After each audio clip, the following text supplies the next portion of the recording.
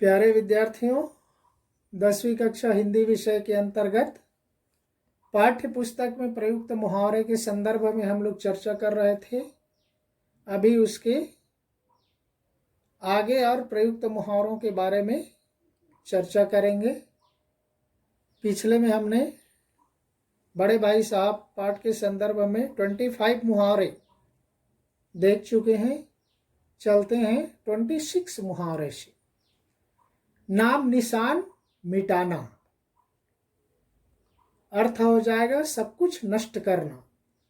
ये बड़े भाई साहब छोटे भाई को समझाते वक्त बोला था कि किस तरह से अहंकार नहीं करना चाहिए, अहंकार करने से नाम निशान मिट जाता है। ऐसा उन्होंने रावण वगैरह का एग्जाम्पल दे करके कहा था। 27वां है टूट पड़ना, तेजी से झपटना। 28 दिमाग होना, घमंड होना। 29 चुल्लू भर पानी देने वाला, अर्थ हो जाएगा कठिन समय में साथ देने वाला। 30वां 30 दिन दुनिया से जाना, कहीं का न रहना। 31 बहुत महत्वपूर्ण है, कई बार परीक्षाओं में पूछा गया है। अंधे के हाथ बटेर लगना, अर्थात अयोग्य को कोई महत्वपूर्ण वस्तु मिलना।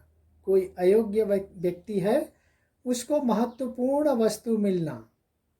अर्थात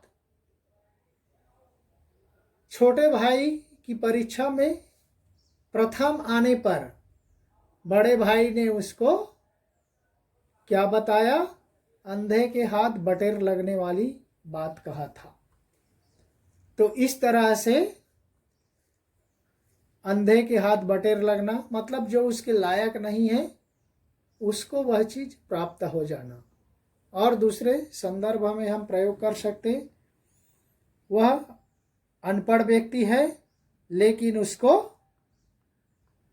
एक नौकरी वाली या अच्छी पढ़ी लिखी लड़की मिल गई। ये इस तरह से हम प्रयोग कर सकते। तो हम दूसरे संदर्भ में भी पाठ को छोड़ करके अन्य के संदर्भ में भी हम प्रयोग कर सकते हैं। कोई जरूरी नहीं कि हम जो चर्चा कर रहे वही करें। 32वां है अंधा चोट निशाना पड़ना। देखिए, अंधे के हाथ बटेर लगना, अयोग्य को कोई महत्वपूर्ण वस्तु मिलना, लेकिन अंधा चोट निशाना पड़ना, अचानक ही कोई चीज मिलना, अकस्मात ही कोई चीज मिलने को कहा जाता है अंधा चोट निशाना पड़ना। नेक्स्ट, लोहे के चने चबाना, ये भी महत्वपूर्ण है। बहुत कठिनाई उठाना। नेक्स्ट है चक्कर खाना, भ्रम में पड़ना। 35 देखिए, दांतों पसीना आना, बहुत अधिक परेशानी उठाना। दांतों पसीना आना, बहुत अधिक परेशानी उठाना। जबकि लोहे के चने चबाना, बहुत कठिनाई उठाना है। हाथ लगना, प्राप्त होना। हाथ लगना, प्राप्त होना। नेक्स्ट देखते हैं 37 बेसिर पैर की बातें, अर्थात अर्थ हो जाएगा बेकार की उटपटांग बातें। बेसिर पैर की बातें, बेकार की उटपटांग बातें। पापड़ बेलना, ये भी महत्वपूर्ण है, कई बार पूछा गया है। कठिन काम करना, आसानी से प्रयोग बता सकते। जीवन में सफलता प्राप्त करने के लिए पापड़ बेलना पड़ता है, ऐसा हम लिख सकते। हाथ से न जाना, न चुकना। 40वां नंबर है गिरह बांधना, अच्छी तरह मन में बिठाना। गिरह बांधना, अच्छी तरह मन में बिठाना। प्राण ले लेना, मार डालना। ये कहाँ पर कहा गया है? जब दूसरी बार पास हो जाता है, छोटा भाई और बड़ा भाई फेल हो जाता है तो उसको समझाते वक्त बोला जाता है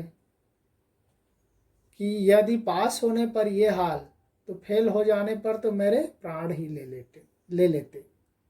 नेक्स्ट 42, पन्ने रंगना, बेकार में लिखना। 43 में देखिए, आटे दाल का भाव मालूम होना, ये बहुत महत्वपूर्ण है, परीक्षाओं में अक्सर पूछा जाता है। आटे दाल का भाव मालूम होना, कठिनाई का सामना करना।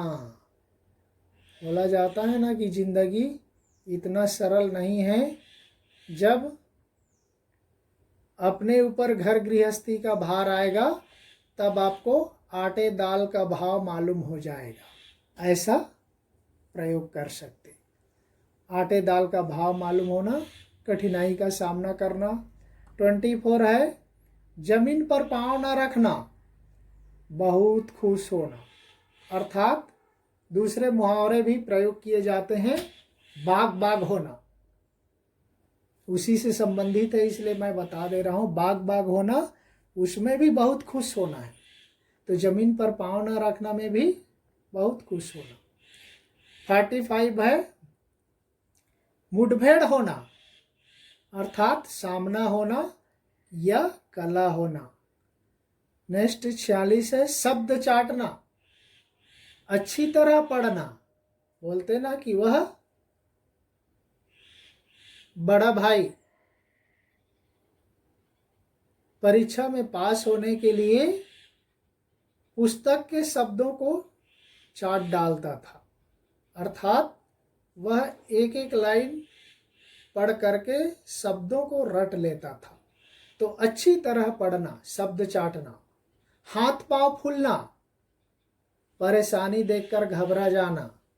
ये बड़े भाई के संदर्भ में ही, आप छोटे भाई बड़े भाई के संदर्भ में ही प्रयोग कर सकते कि किस तरह से बड़े भाई ने छोटे भाई को समझाते हुए कहा था कि यदि कोई परेशानी हो तो हम और आप रहेंगे, यदि मुझे कोई परेशानी हो तो आप के हाथ पांव फूल जाएंगे, लेकिन आपकी जगह दादा होंगे, अर्थात उनके पिताजी होंगे, तो वह घबराएंगे नहीं, बल्कि मरज देखकर उसका उपचार करेंगे, घरेलू उपचार। उसके बाद नहीं बने तो डॉक्टर के पास ले जाएंगे। ऐसा वो समझाते हुए कहा, वहीं पर का ये प्रसंग है। नेक्स्ट 48वां है, जहर लगना, बहुत बुरा लगना। किसी को हम सत्य या सच्चाई की बात बोलते हैं तो लोगों को बहुत कड़वा लगता है, जहर लगता है, उसी को कहा है जहर लगना, बहुत बुरा लगना। तो इस तरह से साथियों हम इसको यहीं पर समाप्त करते। नेक्स्ट वीडियो में फिर आगे के मुहावरे को देखेंगे। तब तक के लिए धन्यवाद। जय हिंद।